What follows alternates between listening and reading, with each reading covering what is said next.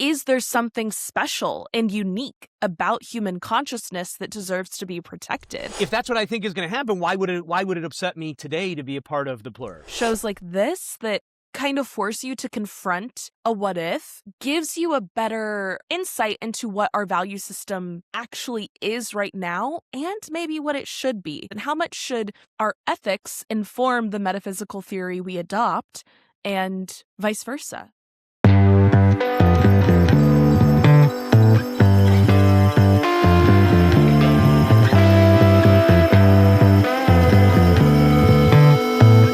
It's all about us, and it's time to bow down. Hello, everyone, and welcome back to Bow Down. Dennis, as always, so lovely to see you, and I am stoked to be chatting about Pluribus today, which is what we've planned to talk about for our reunion episode, I suppose, back after the holidays. And I can't wait to hear all of your thoughts. And this is actually the first, no one else in my life has really watched this show, even though I've been begging them to. So you need new friends then. You Right. need new people in your life. I don't know. Like that's So my I'm answer like- to that. I don't. I have so many thoughts that I'm just ready to I can't say. So I can't wait to hear your thoughts and to share my thoughts. And hopefully others of you are watching this incredible show. I think there's so much good stuff here to unpack. And so we'll take as long as it takes. And we probably do 2 episodes on this because it's so Yeah. good. So yeah, well, overall, I got you to watch it. I know that. So Yes, let's, yeah. I'm like, hey, you got to watch this. And you were kind enough to listen to me, which is always scary, but seems like it worked out well. So Yes, yeah, absolutely. what was your initial like watching it? Like how did you Yeah. tell me what it was like just experiencing it for the first time. I've watched it twice for full because my daughter watched it the second time, so I rewatched it. So I different views from the first versus second time, but Yeah. very curious what your initial take was. Yeah. So I've only watched it through once, and automatically I knew that I was probably going to enjoy it because any recommendation I get from you, I'm like, you know me, you know my thoughts on this. I'm like, Dennis isn't going to recommend something to me that I hate or that is totally off base. So at the bare minimum, I was like, there's going to be interesting things here that will be fruitful to talk about. So I was really focused and like open going into it, but I knew almost nothing about it except that the name of it was Pluribus, which obviously, of course, first thing everyone probably thinks of is E pluribus unum, out of many one. And so I was like, okay, there's already something that's going to be interesting here about freedom, about agency, about autonomy, and about community. And of course, that is like such a huge theme throughout the show. I think the thing that shocked me the most on my watch through was how like emotionally invested I was in certain ways, because a lot of the time when I'm watching shows, I find that I'll like identify with one character and then just like really latch on to them and almost live the world through this one character. And I didn't super identify with Carol. I think she's an unreliable narrator. She's definitely flawed, which is part of the charm of this show. It's deeply, deeply human, and she is deeply human. And so I didn't have like a stand-in character for me, even though, of course, Carol is kind of the audience's stand-in member. But I found myself feeling so angry throughout this show, specifically in the first half, when she meets up with the fellow English-speaking survivors or others or drowning people, whatever language we want to use that the show uses to describe them. And they all just seem very blasé about what's going on. And Carol is like, what is going on? I was like, it's been a long time since a show has made me feel this frustrated, because I was sitting there like, do people not understand? This is the moment. Like, this is the moment. You are now the movie hero and you have to save the world. Like that's what's going on. And then slowly and surely, the show introduces all of this nuance, and through Carol's like opening up and finally kind of asking questions and investigating. And again, I think that she's very flawed, and I disagree a lot with how she goes about certain things. And, her path to get there, I would like to think I would maybe make different choices. But I found myself like wanting to fight with her too. And I just found like the anger feeling so quick for me in watching this show, which I found really interesting because that's not usually an emotion that I'll tap into very quickly. And then of course my philosophy brain immediately grabbed on to like the deep existentialism that we see here. Of course, there's like quantum physics that's going on and space travel and genetics and all of that interesting stuff. But the other thing that's so present in this show that really excited me is panpsychism as a theory and the idea of consciousness. And I always get so stoked when I see shows not shy away from the hard problem of consciousness, because even though we don't have an answer for it, I think shows like this that kind of force you to confront a what if gives you a better insight into what our value system actually is right now, and maybe what it should be when it comes to these questions, and how much should our ethics inform the metaphysical theory we adopt, and vice versa. So yeah, that's kind of initial thoughts. Very interesting. So let me see. So number one, I agree with you. I too usually like to have a character that is a stand-in for me. But I think this show is a little different in the sense of there was a stand-in for me, but it was sort of all of the 13 non-otherized, or plurbs, as plurb is the plurbs are the others, if you will. That's what Mhm. I've taken to calling them, the plurbs. Um, Personally, but others or whatever. So while there wasn't one character I saw myself as, I could put myself in the position of one of the survivors. And so while I didn't find my mirror, because there's none of the characters I saw that would mirror. I wouldn't be like Carol, but I also don't think I would be like uh oh God, what's his name? um Manusos no, or I wouldn't be like Menuso's Diabate, is that it? Diabate. Yeah, Yeah, I had to pause because we had a less flattering name for him when we were watching it, and sure. because I couldn't remember his name. Yeah, Diamant. I wouldn't be like him either, but somewhere in the middle. But so I was able to find myself in that situation, which is good enough. Like that's enough for me to attach to a show. Normally, if I don't like, for example, a show like Ozark. Um, I find it. I stopped watching Ozark after a few seasons because I couldn't root for anybody. Like I could not find myself anywhere in the show, and so as a result, I lost interest. Um, so yeah, that's my first thought there. Um, I too felt frustration and anger at Carol. I don't know that she's a likable main character or Right. protagonist. Frankly, you see a lot of her. She is a very flawed human, both before and after. Um, but I think so that doesn't necessarily make me root for her or against her. Um, more than anything for me, I think the philosophical idea of consciousness, like what is what is moral. I think the moral implications of this show like are huge.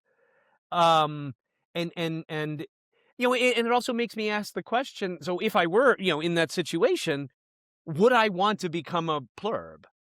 Because it's not lost on me that if I go to my own rabbit hole of sort of what I think the whatever afterlife is, or what existence is, I mean, I kind of have this view of, we're all part of one grand consciousness. So, if that's what I think is going to happen, why would it upset me today to be a part of the plurb?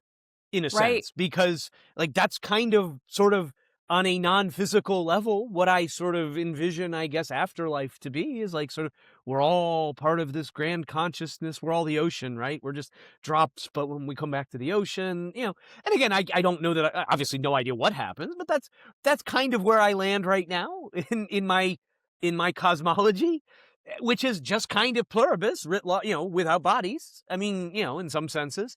So why is there this distaste towards them, which I had, this idea of them. So I thought that was a very interesting question.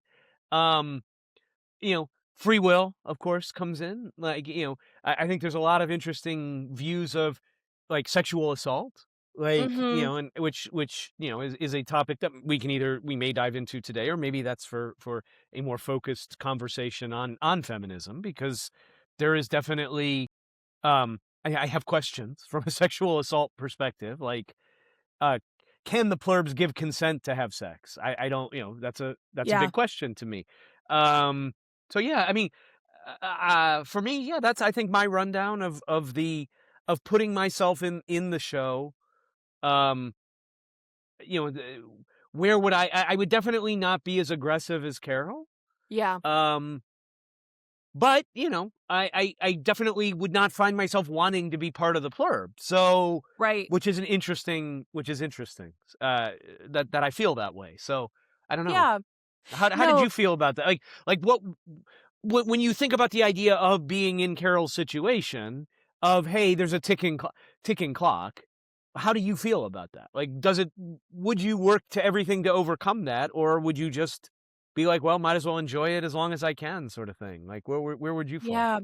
To me, I think and maybe this is being brought up in the Hunger Games Divergent era, um, but I very much was like raised on literature of young women saving the world and always kind of identifying with those roles and those franchises.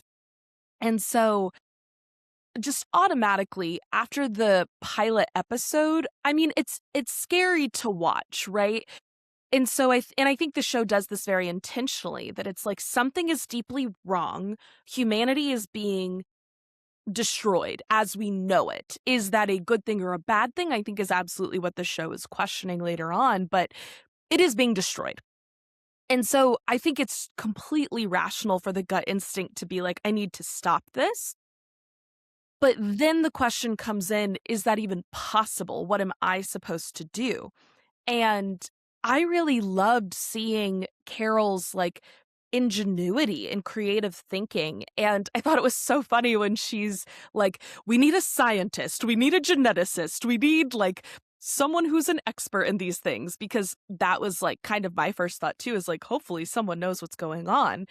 Um, but then to see her creative mind as an author really serve her well in her investigations and discovering the HDP and being able to like compare these things and latching on to how they communicate, right? Like that is a very linguistic skill that Carol has that someone more analytical or quote unquote left brained might not have, to be able to figure out super quickly, oh, they can't lie. And this is how I can kind of use that to my advantage based on my skill set. So I really, I think that it always makes me think of the 21 Pilots lyric, metaphorically, I'm the man, but literally, I have no idea what I'd do. So if metaphorically I'm put in this situation, I do think my gut instinct would be, we got to save the world. I do not want to become a plurb.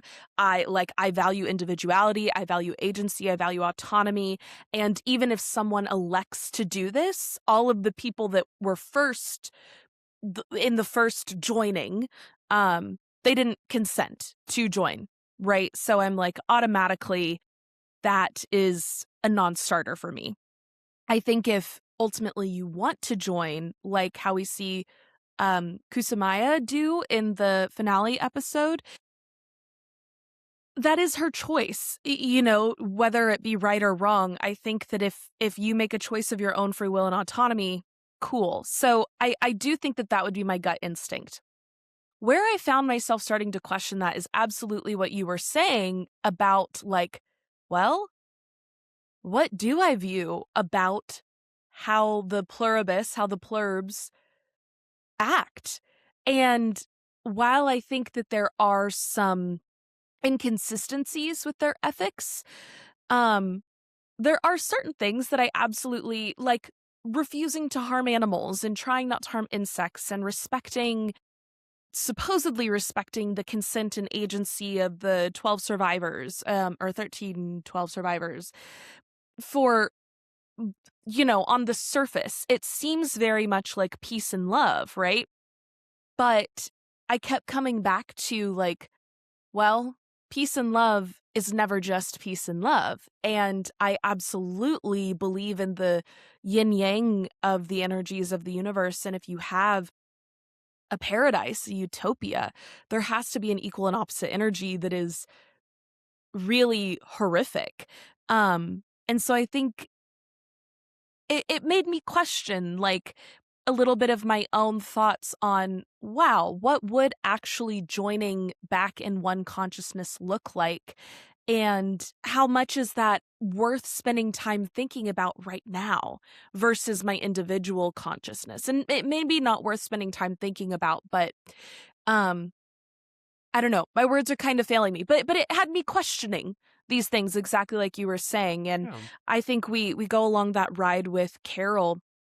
Um, Even though at first I was very staunchly like, these are the villains, it very quickly becomes, what is the villainous entity in the show? And is it the plurbs, or is it some sort of grander nature of, like, Darwinism that is evil, or like the genetic imperative that they talk about? Like, is that actually what is the grand evil? So yeah, that's where I fall. What about you? I know you said you might feel a little bit more inclined to have fun along the way.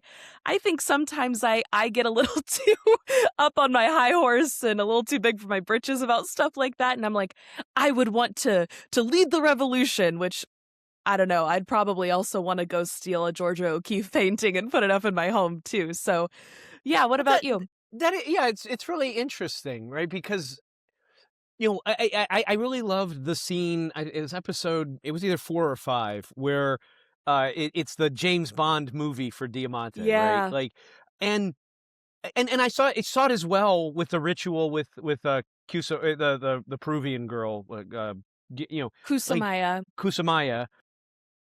It's so clearly acting, right? Yes. And that frustrated me. Like, watching that was I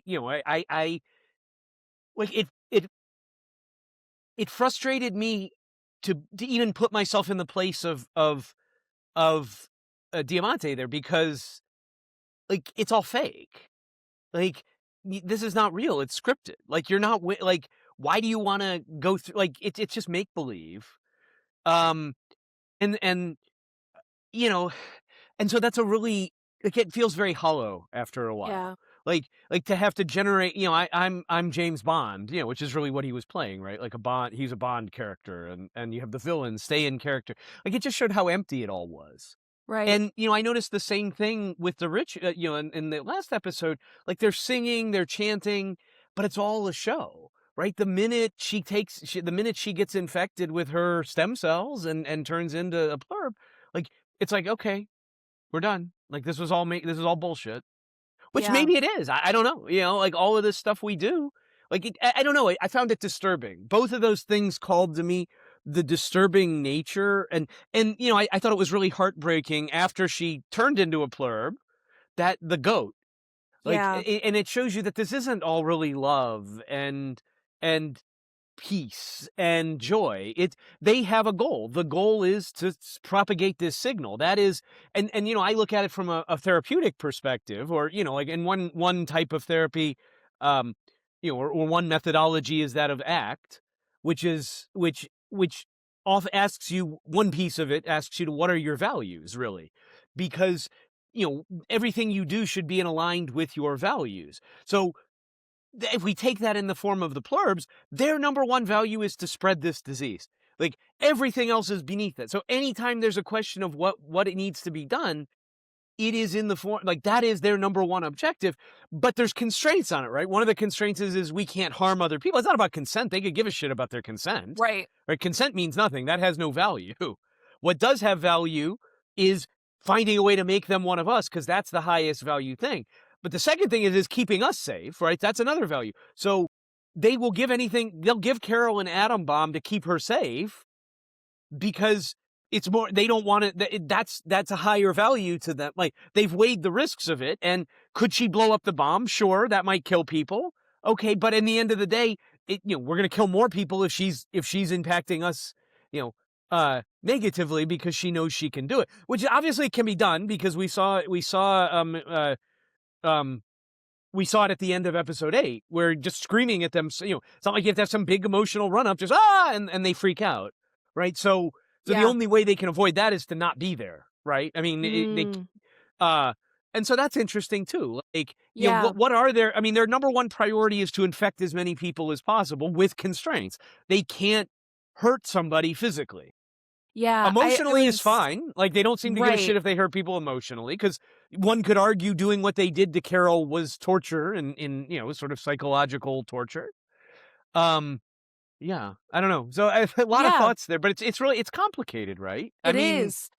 Especially when, like, I think so often consent and, like, physical pain are kind of lumped together, and that's something that I think this show explores really interestingly. And I was watching an analysis video, because of course that's immediately what I do now after I watch anything. I'm like, okay, what are people online saying about this?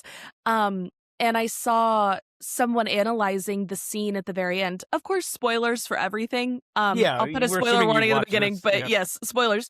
And the end, in the finale, when Carol's talking to Zosha about, like, but you're still talking about me joining, but you told me you wouldn't, like, you need my stem cells, and you're not going to forcibly take those from me. And Zosha, kind of in the tricky wordsmithing, is like, Rules lawyer, yes, rules we lawyer. won't take them from you.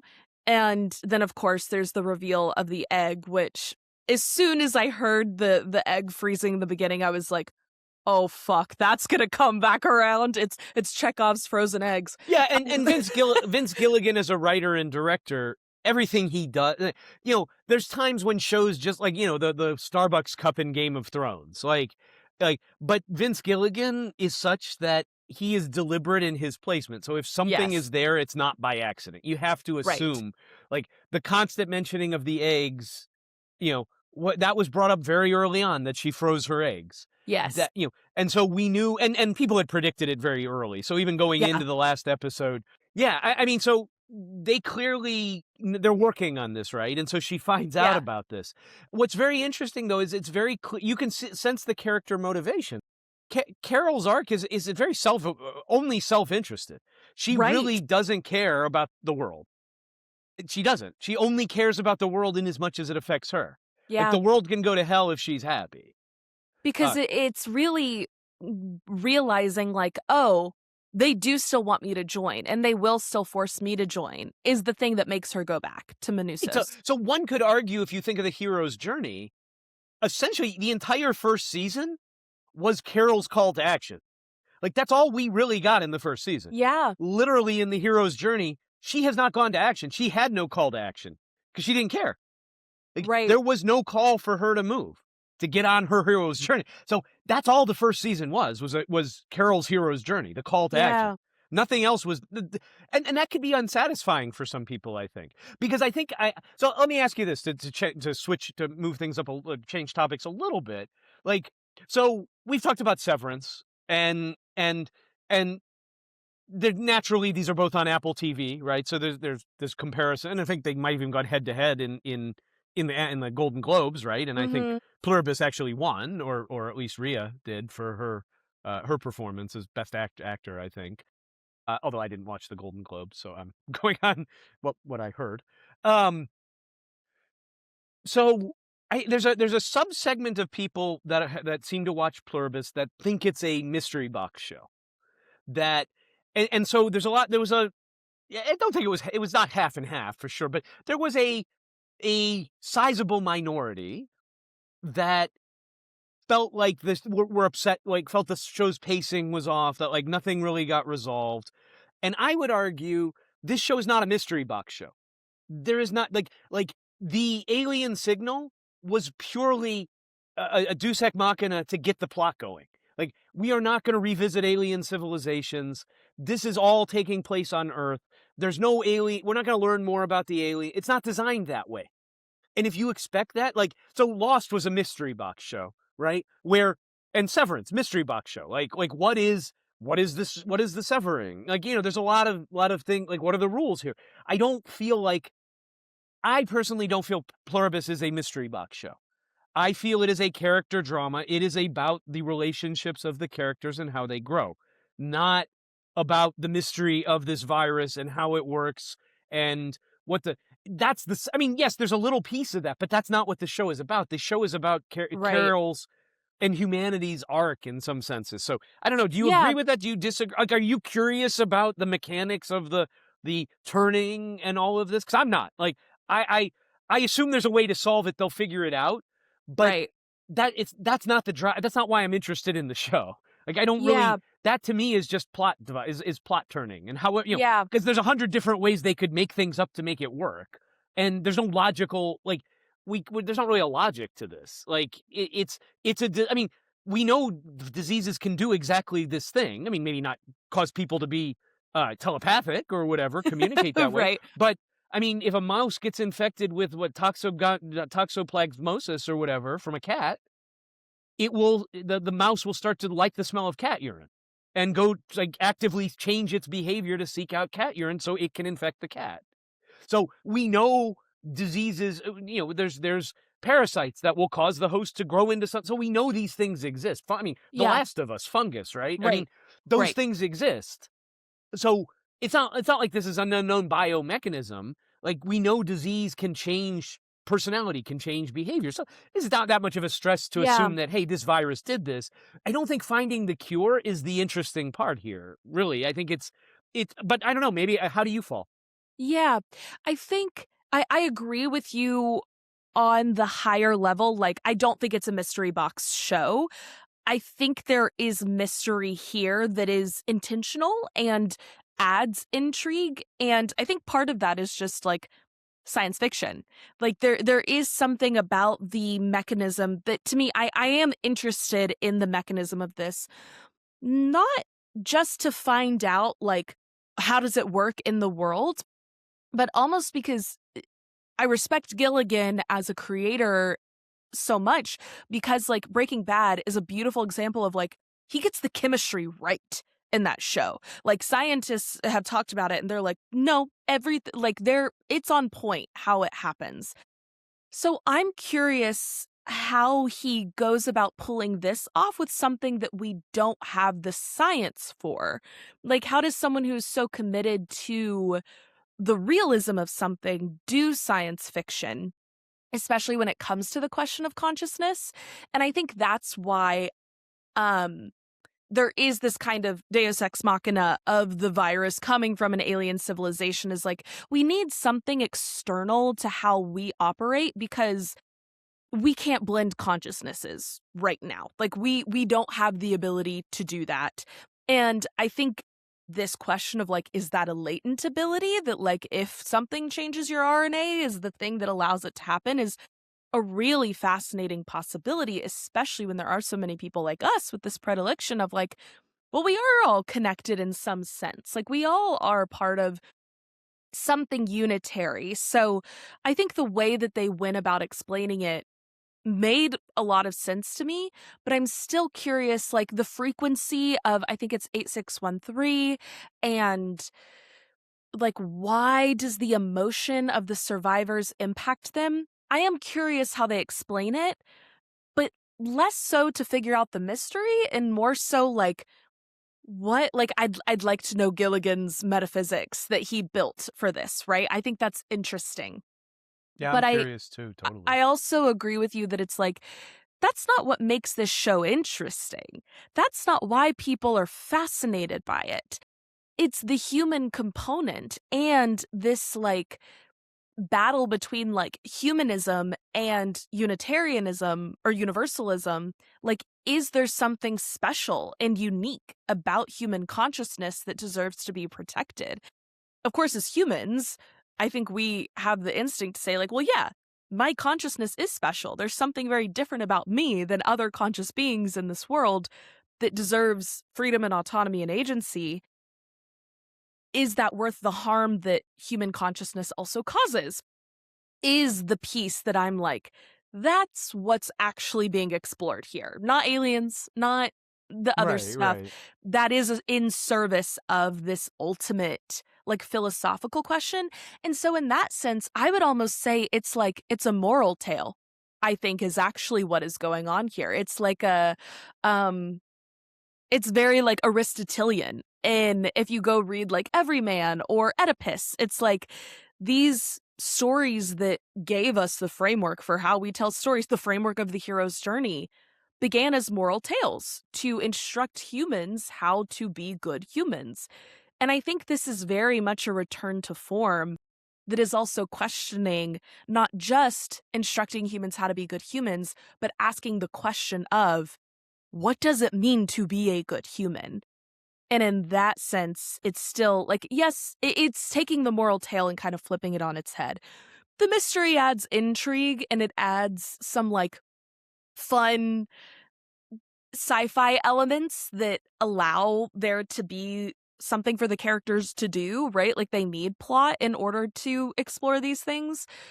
But I agree with you. That's not the point here. And I think if people are left watching season 1 like, I can't wait to figure out what 8613 means, I'm like, I Yeah, think I if mean, that's the there's most people. important thing, I think you missed the point. Yeah, I agree with you totally. Like, I mean, again, it's a mystery in the sense that all show. I mean, there's always a I mean, Breaking Bad. How was it going to end? I mean, what was the end game? Who? What was?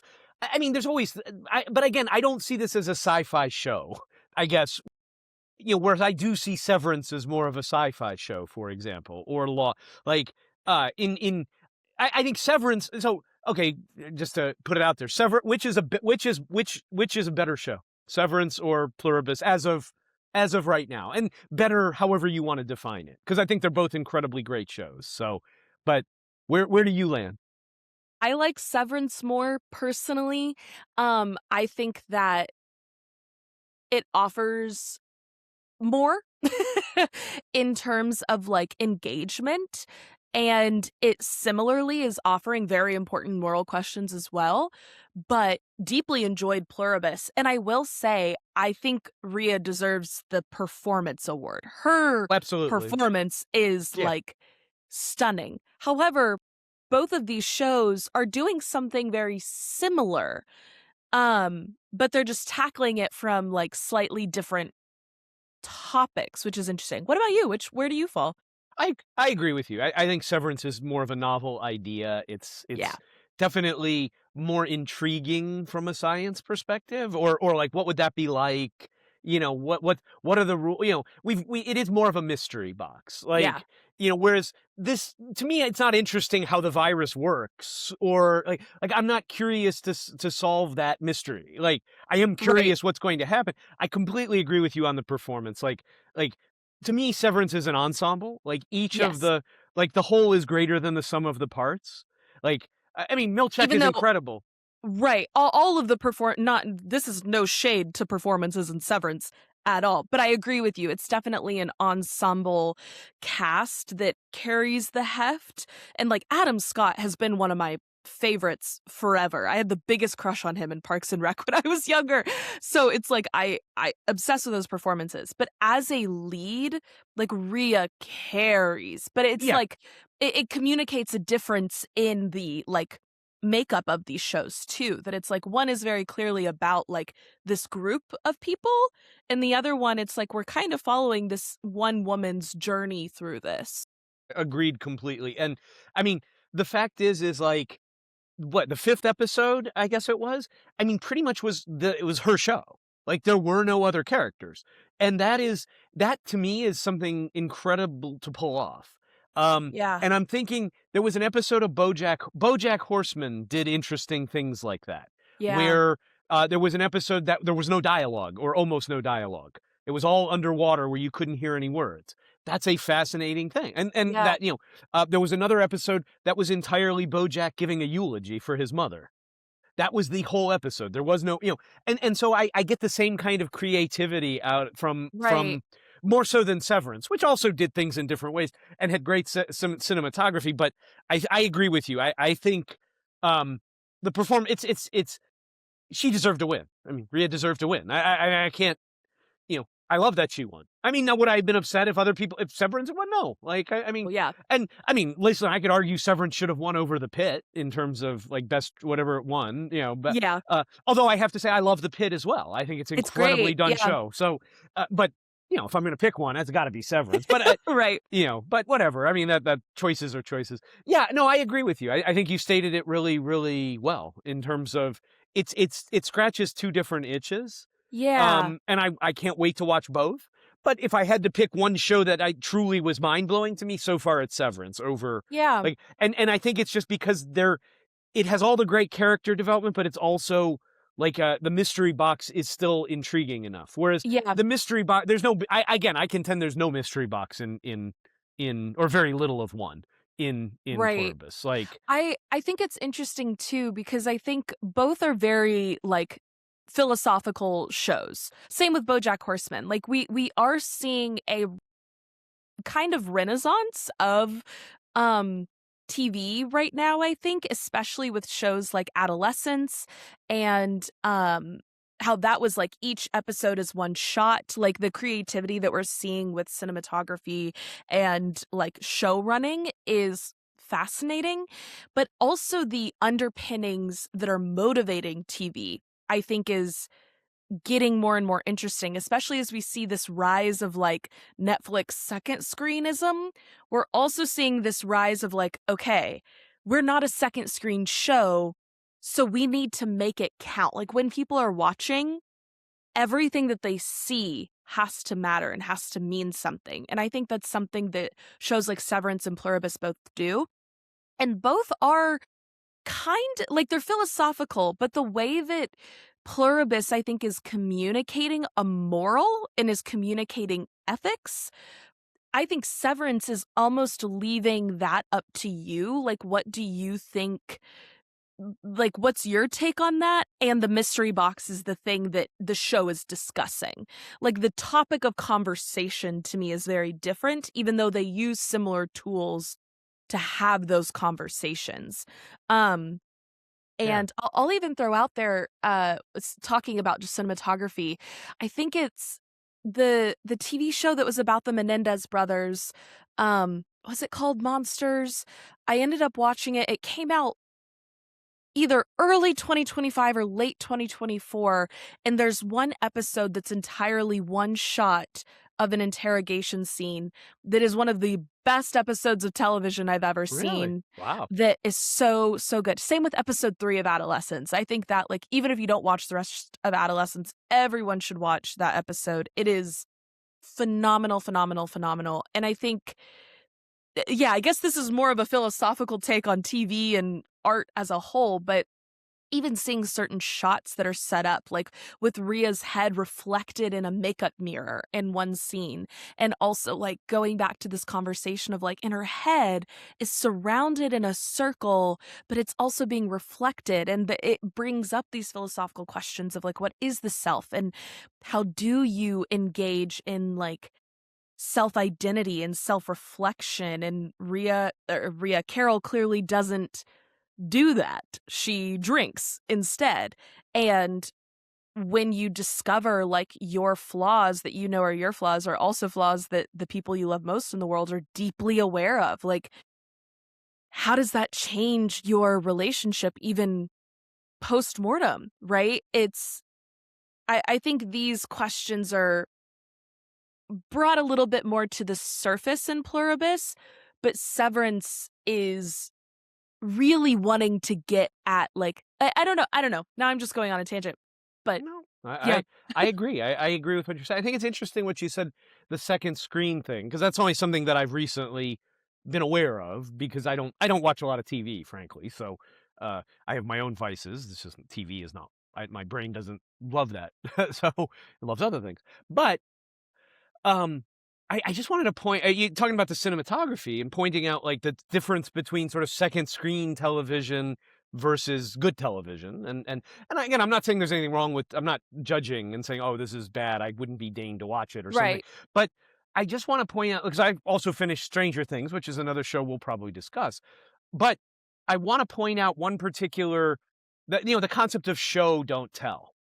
Okay, and how an artist like the differences between a second screen show, which I will call Stranger Things that, versus Pluribus. So I want you to think about and listeners to think of the scene, the fireworks scene, where the firework tilts over and Carol is ambivalent towards whether this thing is going to blow her head off or not. She's looking right at. So that is a pure show don't tell. There is no mention of her depression, how she feels, the fact that she wants to perhaps take her own life, or any of that, or is indifferent at best to taking her own life. Didn't care if she lives or dies. All of that was shown in a comical way, in fact, with the music, the patriotic music blaring, going off, and you see it hit, and then you see her not really reacting to the near miss, and eventually going to put out the fire. And that was maybe what 2 minutes of a scene, but there was no dialogue to it. Even it was all show don't tell. If that same scene had happened in Stranger Things, it would be the characters talking about how depressed they were and how they really wanted to kill themselves and like they don't know why they're doing. And it would be a 10-minute a dialogue or a monologue, depending, because you have to tell people. Oh, and by the way, you need to tell them who the character was because they're not really paying attention. And it just shows what you can do when you actually assume your audience, it must be this tall to ride. I mean, basically, because that's what and I just thought that was striking to me. And there's other scenes like that. The show, but it truly articulates to me and bright lines. Show don't tell. Yeah. Well, and I like what you said about like must be this tall to ride. It's like it's not even asking a baseline level of intelligence. It's asking a baseline level of investment, right? That it's like, yeah, like if you want to have a second screen going while you watch Pluribus or Severance, of course, like who's going to stop you? Do it. But you'll miss things, and the show will take on different meanings. And it's interesting to talk to people, I guess mainly just about Severance now, because I haven't talked to many people about Pluribus, um, who people who love the show and people who don't really. And I know people who even love the show talk about how slow it is. And I'm like, I've never felt like Severance wasn't a page turner. Like I'm like always like voraciously consuming that TV show. But I can see how our brains have been trained to have something else going that makes you want to have more like bright lights and flashing things and things that are moving and shaking and changing, that is communicating something is happening, something important is going on. But even like a slow camera pan or the change in framing in a show that can happen so slowly, no dialogue at all, music change, right? That communicates something very important about what's actually going on. And I think it really just comes down to paying attention. And again, I agree with what you said. Like, it doesn't make something like better necessarily. It's like, of course, you can judge like what's good art, what's bad art, what is art and what's entertainment, like what's the Venn diagram there. And I think like season 1 of Stranger Things is not a second screen show. It's a great season of television.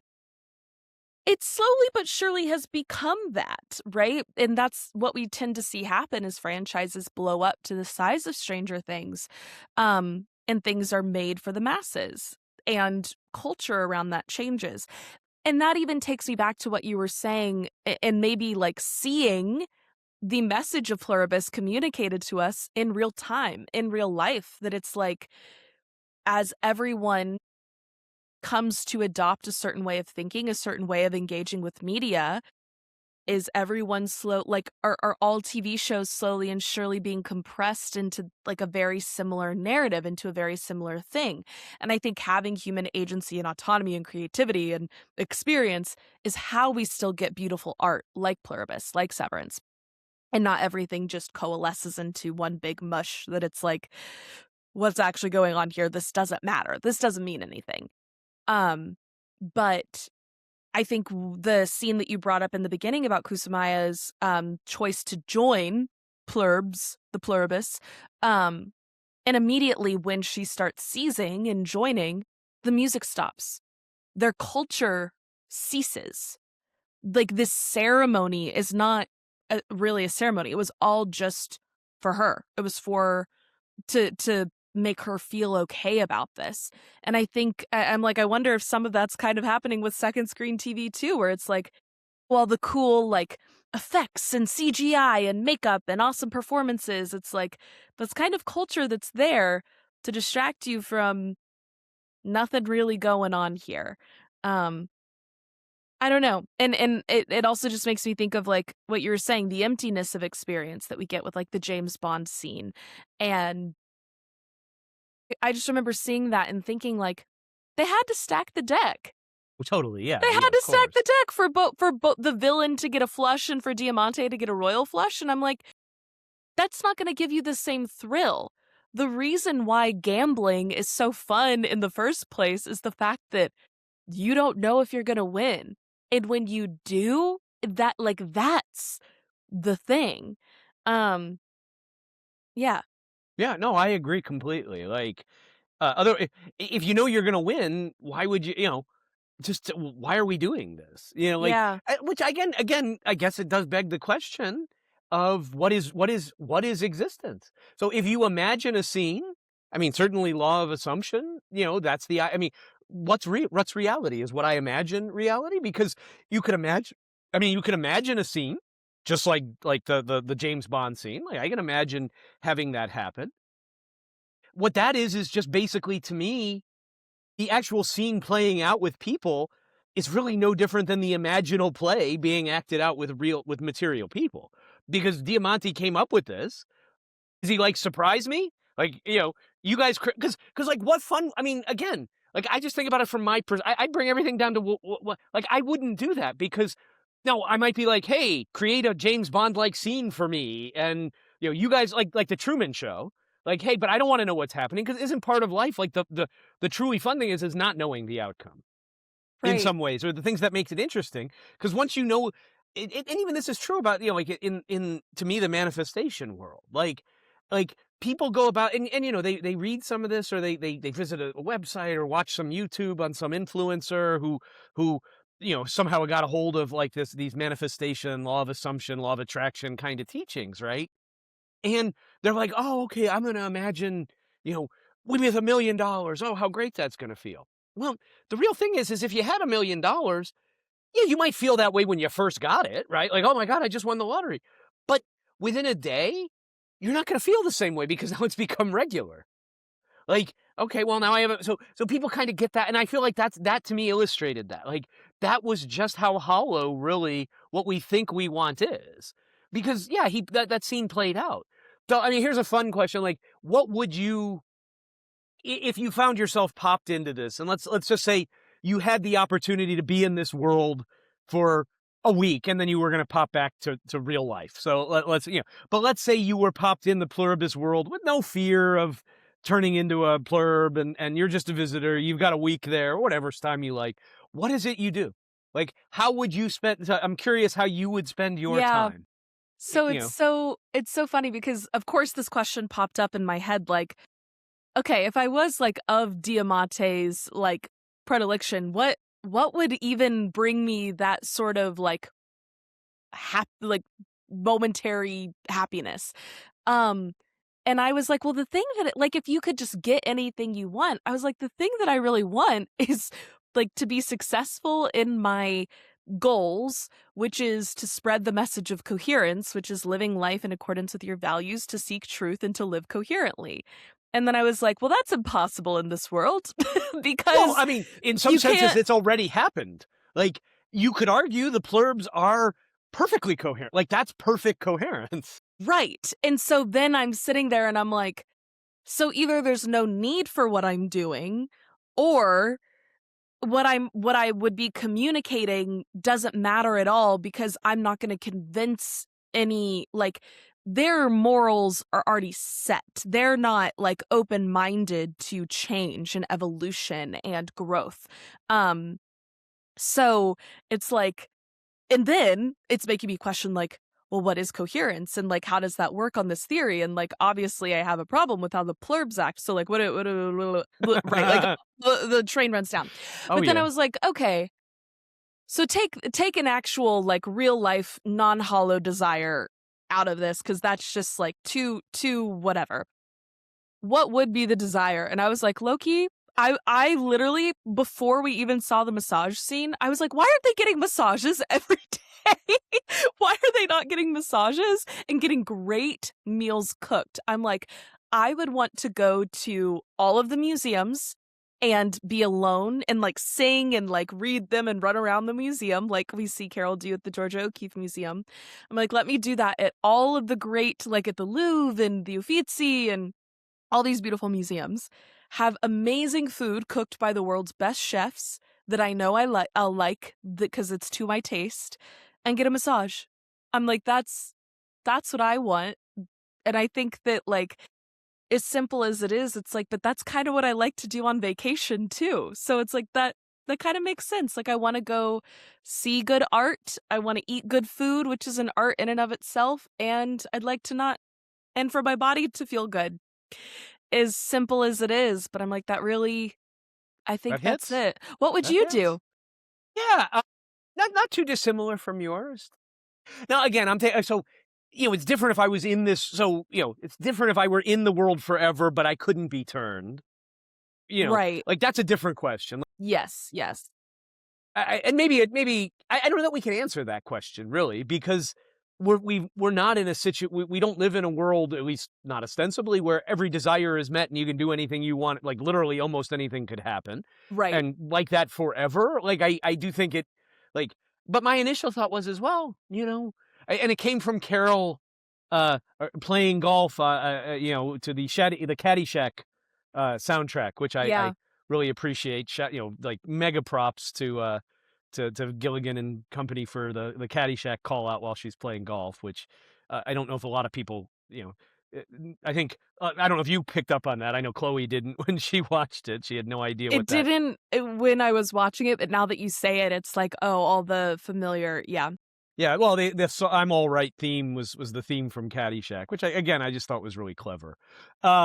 I like little Easter eggs like that. But I think my first thought would be to go literally like play golf courses that I'd never have a chance to play. Like, hey, Augusta National, like all the fine courses in the world. But then it also leads me to wonder, well, are they cutting grass? Like, I mean, it's like a golf course requires a lot of friggin' maintenance. And like, if they can they cut grass? Like, they couldn't give Diamante lobster because they wouldn't kill a lobster.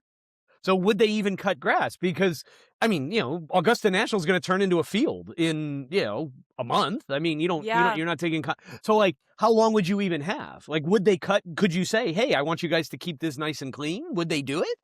Like, it's not clear what their morals are, right? Like, is cutting Right. grass, like, they won't pick an apple to survive, like, which is weird. Would they cut grass or not? So that might change things.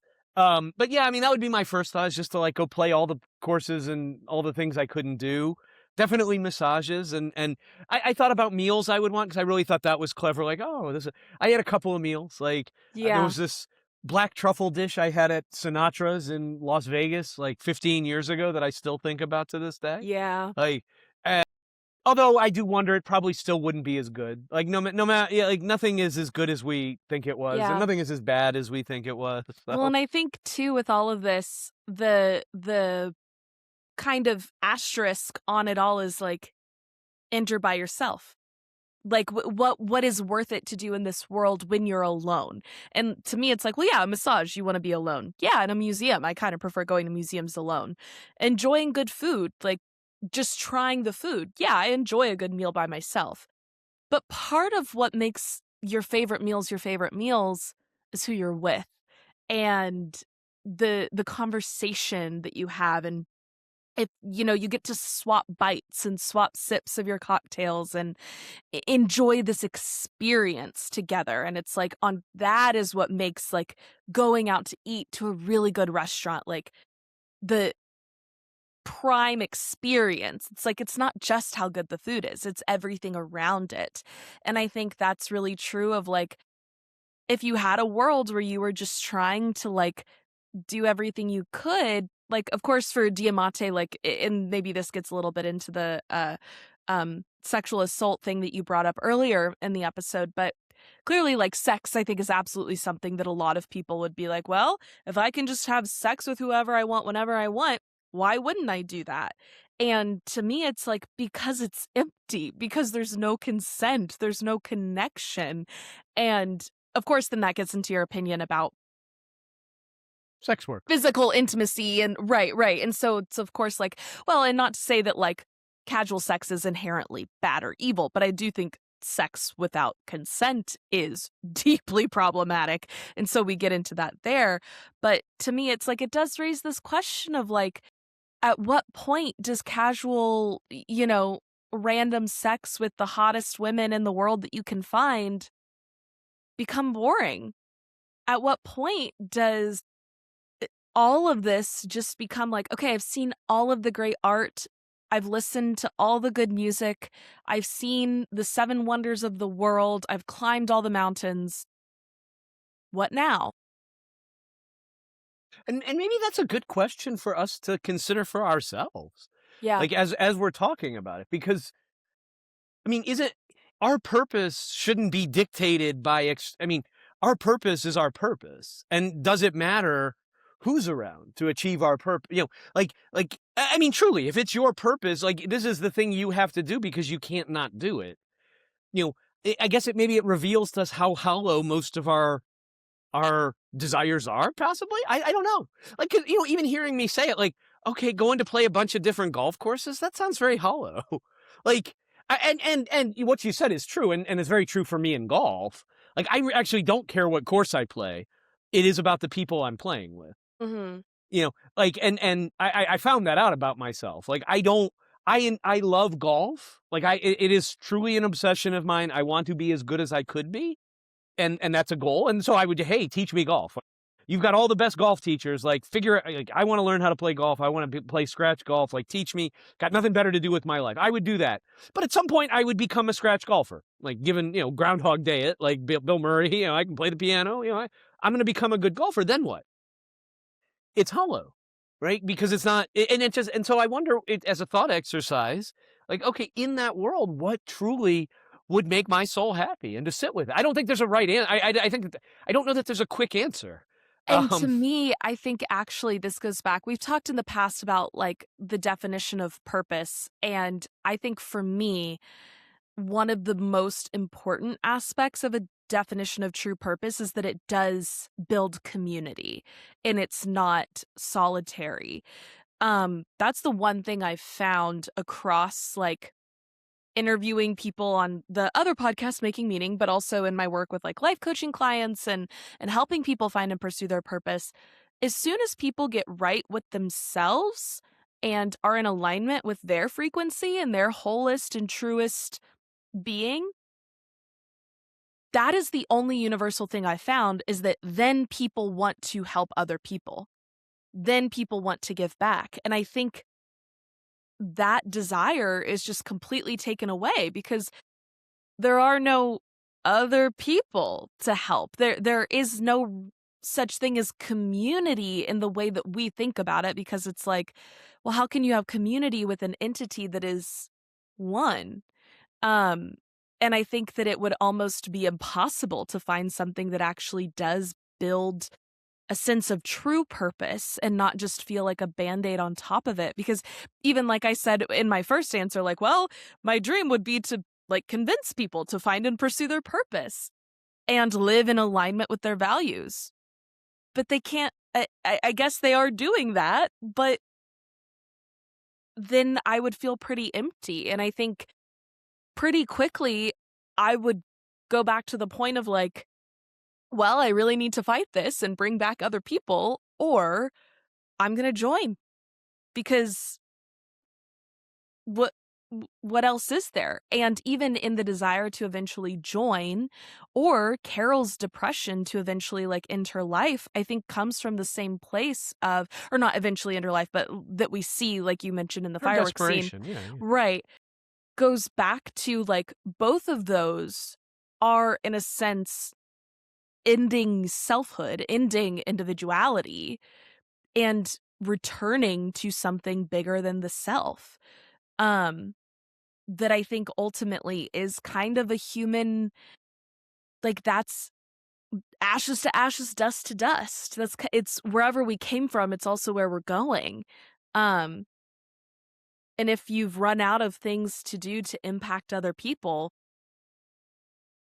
and to enjoy, like, hedonism only gets you so far. Seems very empty. I agree. Yeah. And I wonder if, like, maybe like growing things, or like cultivating Mm, like plants, or animal like I think you're right. Like, there is no need to help humans anymore. So do you turn your attention to other living things? Is that how you can yeah. make meaning? I wonder. It's a question I hadn't thought of until we talked about it. Because I mean, all of these are good things, but they're no Right. purposes, right? Like eating good meals and getting massages and playing the finest golf courses. At the end of the day, okay, cool, but you're gonna get full. Like, because that Yeah. doesn't, Yeah. like, it's empty calories no matter how and yes, it's good exercise, and, hey, I'm swinging, and it's fun and it's challenging, but again, it's not meaningful at Yeah. the is what I'm thinking, and it's an Yeah. interesting question. Like, what would I do? Yeah. Right. As we Very, come to the end of our time, I do want to ask you one final question if yes, you have the yes, few minutes let's for do it. it. In this question of humanism over universalism, do you think that human consciousness is special, unique, deserves to be preserved over other life forms? And I think what Manuso says, like, to Carol, when Carol's like, "No, but they're not bad, like, they wouldn't hurt an ant." And then Manuso says, "And isn't it evil to value an ant over a human?" It's like, that's the rub right there. What do you think? Is human consciousness special and higher than other forms of consciousness and life? Great question, and a tough one. Yeah. So I do think that human consciousness, at least on this earth, is different than animal and plant consciousness. I mean, I think human design might say, in terms of the number of centers, humans have 9. They had 7 up until in the 1700s or something, and then we moved to 9. So humans have evolved, whereas animals and things don't have nearly as many centers. Uh, Again, that's all made up shit anyway. I mean, whether or not you believe it's true, but so that's just like your opinion, man. But I kind of ascribe to that, I guess, at least in terms of on this earth. So yes, there's a part of me that believes a human life is more valuable than a dog life, than, in fact, any number of dog lives or horse lives, or, a human's life is more important and more valuable in some senses. So I do believe that. That said, I don't think humans are necessarily unique to having consciousness. So I believe that there are other forms of consciousness out there that are human like, but maybe different, like alien. Yeah, probably. I mean, I think it's an absolutely huge universe, the scale of which we can't possibly imagine. And the idea somehow that humans are special and the only ones that could possibly achieve consciousness seems ludicrous to me. It just seems impossible. Like, um, so I don't think humans are special in the idea of consciousness. Like, do I think AI could ever achieve consciousness? Yeah, I do. I think we're probably a long way off, but I do think that I don't necessarily because you can boil down everything neurons do as 0 1s, right? They either fire or they don't fire. They fire in patterns, and so to me, if you find something else that can generate that and fire its own patterns, the way ours do, why couldn't it be conscious? I guess that's I don't know if that answered your question. I do think Yeah. with what we have today, humans are unique and valuable in a way above other creatures. And so I agree with Minusos in that way. Like, I Yeah. do think it is I don't want to say evil, because I don't think it's good or evil. I just don't I value a human higher than any number of animals. Like, I do feel humans are but I don't think we're necessarily unique, and I do think there may be other forms of consciousness that may be stronger. And who knows? Maybe there's, again, spiritual consciousness, like, that I Right. can't see. That is no different than our consciousness. I don't know, because I can't really experience that. But what about you? Yeah, I think I do think I agree with you in that I do value human life over other lives. I think that's pretty commonplace. Like, yeah, we'd save a human over an animal. Um, but I do think too there is something like, for lack of a better term, a little magical about the human being. And I also I'll add the contingency of like I don't think that that means it doesn't exist in other places. And this is a wide and expansive and ever expanding universe. I don't think that our style of human being is necessarily the only style of human being that could have that like magic little mix of like non-material and material. But I do think there is something to that is a little special, that like is kind of where my belief that like I don't think AI could ever really reach, like, could it become conscious? Maybe in the same way that like an animal is conscious, but I don't think in the way that a human is conscious.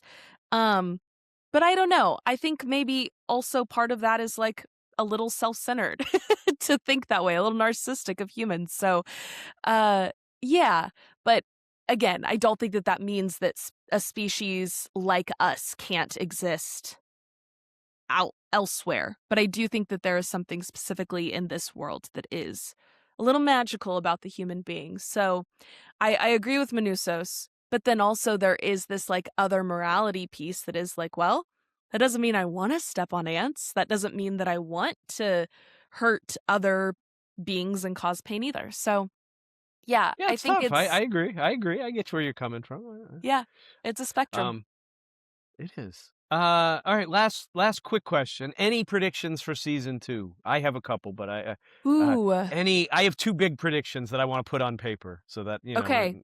2 years from now I got receipts. One, the atom bomb's gonna go off at some point. Like Yeah. Well, yeah. Absolutely.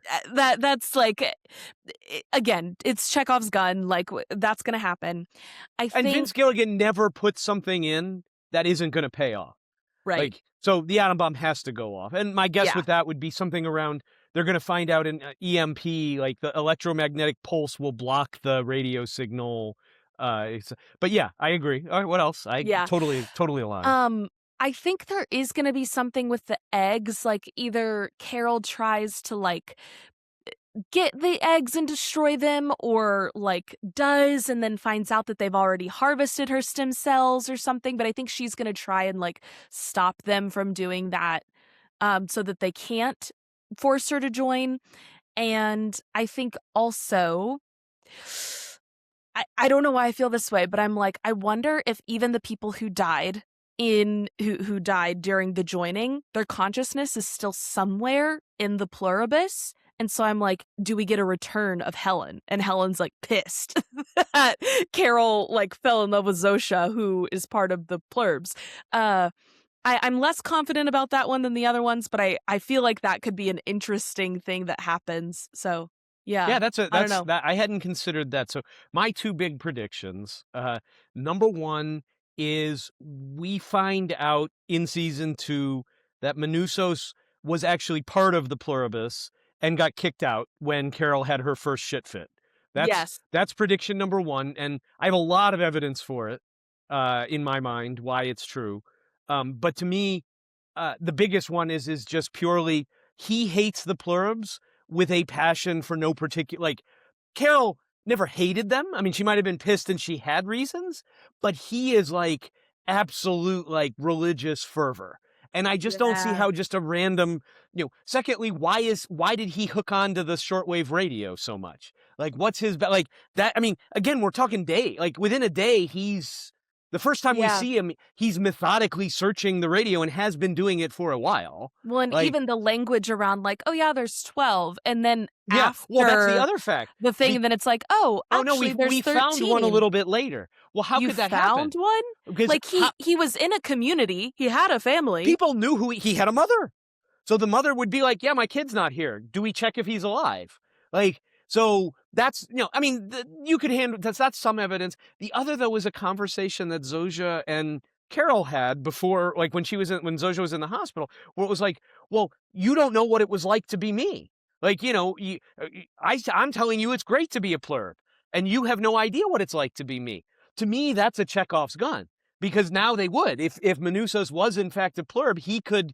So I think that's going to be a big reveal in season 2, where they're like, no, like, and that's how they're going to recruit maybe some other people, because like think of Lakshmi, she could be like, no, my kids love being it. But then he could say, no, they don't, and I was one of them, because that's a plot device there.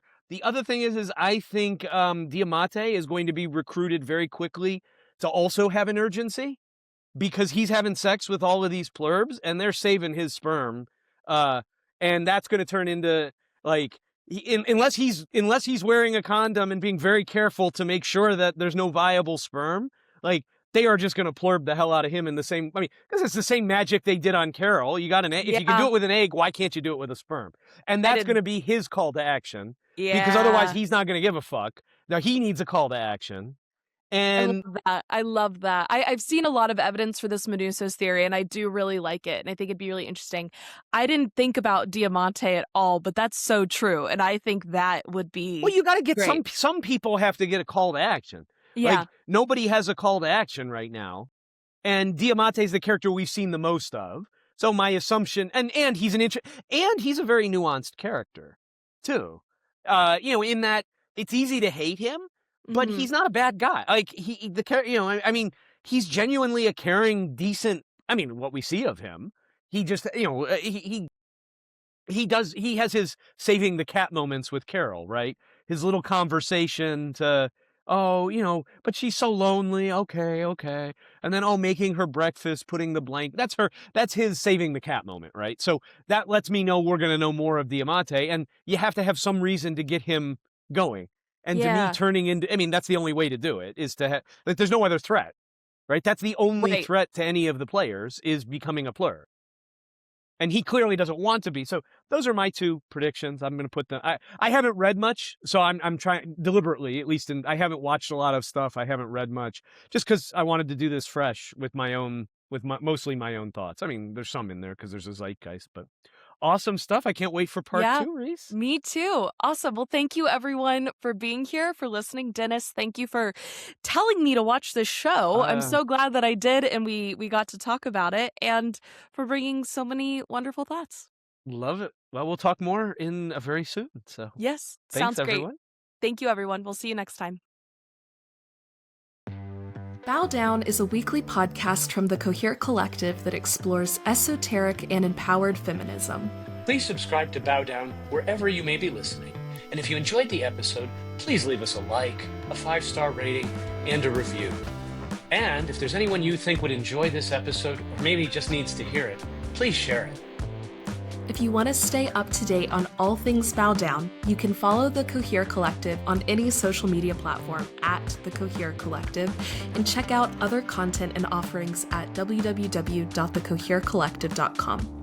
If you're interested in working with Reese to find and pursue your purpose, I encourage you to head to www.thecoherecollective.com/life-coaching. If you're interested in working with Dennis to shed your mask and embrace your desires, you can email Dennis at dennis@theheartstoybox.com. A huge thank you to Jack Corbett for Bow Down's music. You can find him on Instagram at j.corbe. Thank you all for joining us today. We're so glad you're here. And as always, we hope you feel like you are living more coherently. And until next time, love.